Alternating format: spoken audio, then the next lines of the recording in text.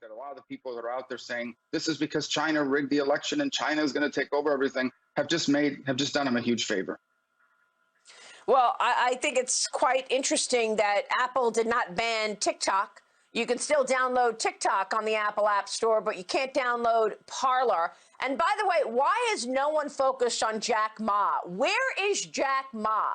The billionaire founder of Alibaba vanishes after he makes critical remarks about the Chinese Communist Party. No one has seen Jack Ma. Well, what's happened to him is that his company has too much power, and the Chinese Communist Party is not going to allow any company in China or anywhere to have power that in any way rivals theirs, and so they're going to eliminate him. I mean, that's what totalitarian regimes do. Oh my God, this is a scary moment in which we, of course, will continue to follow this. Thank you, sir. After this, Congressman Jeff Van Drew and State Representative Vernon Jones are here on why they left it with the CEO of Parler. Look, there's a saying that says democracies die in darkness, and that is what is happening right now. We are seeing a massive crushing of free speech and our freedoms. We are going to talk with the CEO of Parler to find out the impact on his business from Apple's decision to remove it from the Apple Store. What is behind this decision? Why crush conservative conversation now that a new administration is coming in? You already saw that I've got Devin Nunes on, who has been battling social media and this crushing of conservative conversation now for years. We will also talk with Senator Marco Rubio about what can be done about this. Look, President Trump has said for a long time that we should be getting rid of Section 230. It gives these companies enormous power, and we're seeing that power play out today. So John Mates, the CEO of Parler, will address it at the top of the hour.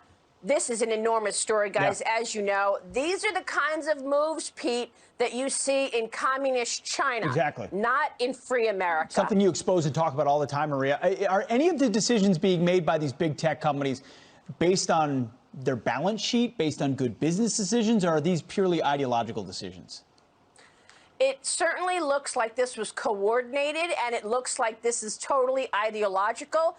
Look, Senator Marco Rubio is going to address this, and he says that the top 5 big tech companies are among the most powerful companies in the world. They can be putting you out of business, canceling you out of society, and that is what's playing out because they are trying to lure the administration into ensuring that they don't have any bad laws passed against these companies. It certainly looks like it was coordinated and looks like it's more ideological than anything else. Yeah.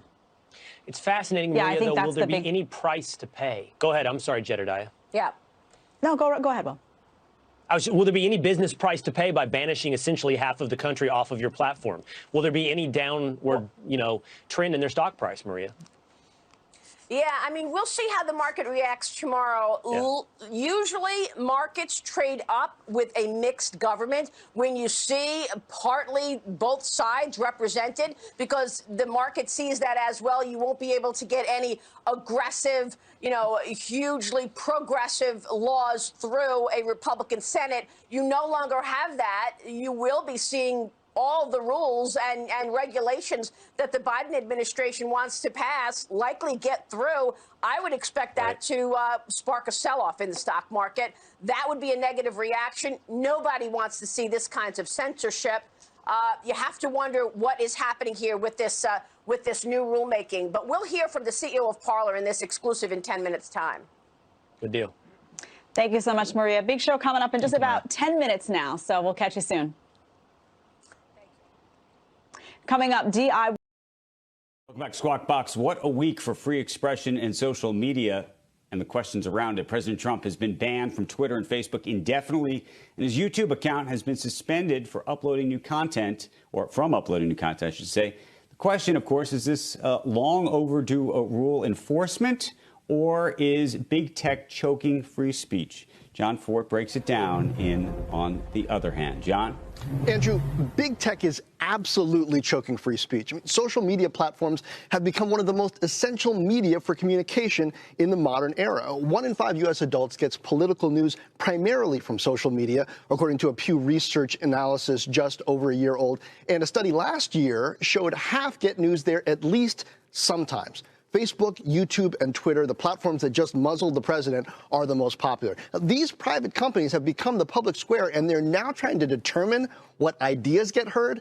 If there's ever a moment for regulators to step in and stop this social media power grab, it's now. There's more at stake than the politics of the moment. This republic's lifeblood is the free flow of ideas, and we can't be distracted by short-term emergencies and abandoned principle, Andrew. Okay, but what about the idea that the president was trying to use social media to disrupt the democratic process? Well, on the other hand, rules matter, and the most important set of rules here is the U.S. Constitution. The First Amendment begins, Congress shall make no law abridging the freedom of speech or of the press or the right of the people peaceably to assemble. Now, of course, the social media platform should be policing the lies and incitements that led to the insurrection last week. If Congress were to put in place rules requiring the platform to publish speech that led to violence, that would be the real violation of the First Amendment. Bottom line, the bedrock of our system is the constitutional process under three co-equal branches of government. Over the last several weeks, the executive branch tried to use a social media-fueled mob to cancel out the judicial branch that determined the vote was valid, and the legislative branch that was working to certify that vote. So social media companies cut the microphone. Is it disturbing that they have the power to cut a handful of the president's mics? Well, sure. But it's more disturbing that lies multiplied on their platforms to the extent they had little choice. So, you know why I always like to ask this? You do both hands. You show us both sides. Where do you really land on this? Where I really land, Andrew, there's no partisanship when it comes to the Constitution and the constitutional process, right? That's why we can have a free press. That's why we have all of this. This is our country we're talking about. And the constitutional process is what came under threat from a mob, right, earlier this month.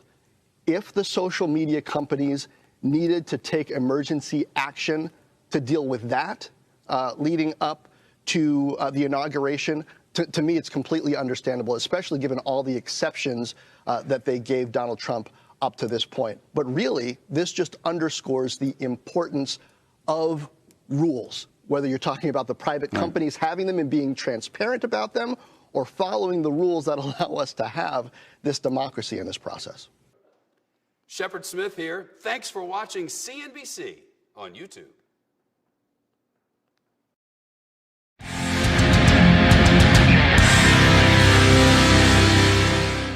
Hi, everyone. Lisa Haven here. And the globalist and the deep state agents are doing everything in their power to hide information from you. Right now, there are so many things happening across the globe that you need to be aware of. And as we head into 2021, I'm really asking the question, is the unthinkable ahead? And with me on today's broadcast, I wanted to bring on someone who is a health specialist and really has some of that inside information. So Ronnie with Get the Tea is with me here today. So Ronnie, are you over there? I am. How are you, Lisa? I'm grand. As good as we can be as good as we can be. Right. But I know you've got a lot of information that you've really compiled over the years. And you used to be on the radio show as well, kind of doing similar things that I have done. So you have a lot of insights. And you also started Get the Tea. And if you guys haven't tried this stuff, by the way, it has really done wonders on my digestive system. Personally, I can't live without this. But this is getthetea.com. And I know you have many specials. If you guys haven't tried it, I encourage you to try it. But that aside, Ronnie, what on earth do you see happening in the year 2021? Where are we at and where are we headed? Well, even the dark side really is talking about 2021. I like to listen to some classic rock, and they're talking even from that standpoint of 2020. Yeah, woo-ha, it's gone. But 21's not much better. And we're starting off 21 obviously with the wrong people in charge. We're starting off 21 with a huge financial bang. Inflation is huge right now. We're watching the dollar be devalued majorly and quickly, very quickly. So we're seeing inflation, and the whole, loaf of bread is $7-8. I mean, this is crazy. Then the next thing that will be coming would be rationing. London right now, 40% of the businesses, the small businesses, are gone. Not coming back, maybe this, maybe that. They're gone. Lockdown in London is crazy. You can't go sit on a park bench without getting written up with some kind of ticket. So all you're allowed to do is go to the grocery store and go back, and you have to have what they call papers. There's like 4 different documents that you have to have. And what does that remind you of? Papers, please. And this is a wake-up call.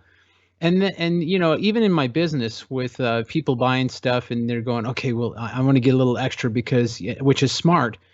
The post office is having the hardest time getting products delivered.